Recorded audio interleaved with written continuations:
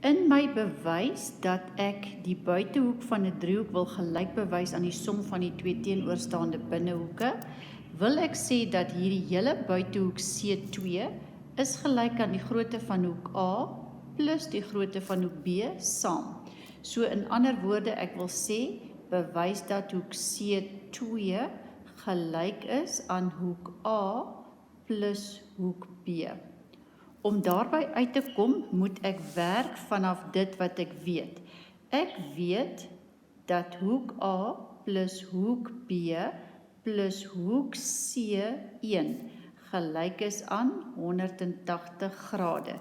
En die rede daarvoor is, dit is binnehoeke, driehoek A, B, C. Nou maak ek 'n tweede stelling en ek sê, ek weet hoek C1 plus hoek C2 is ook gelyk aan 180 grade.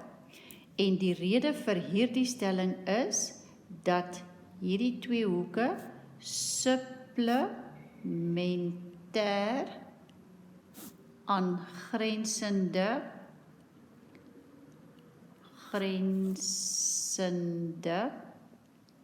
hoeke is.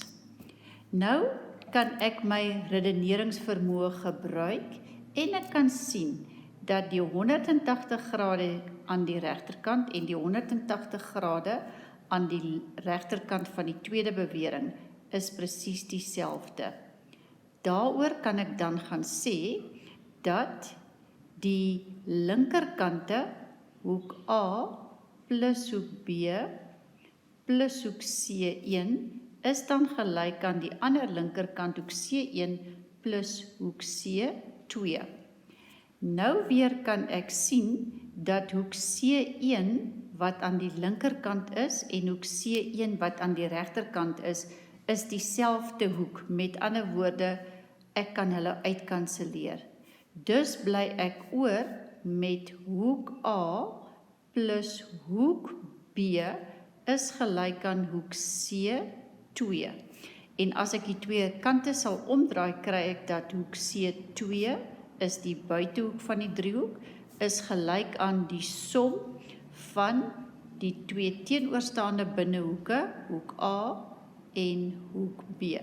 En daar het ek die hele bewys gedoen.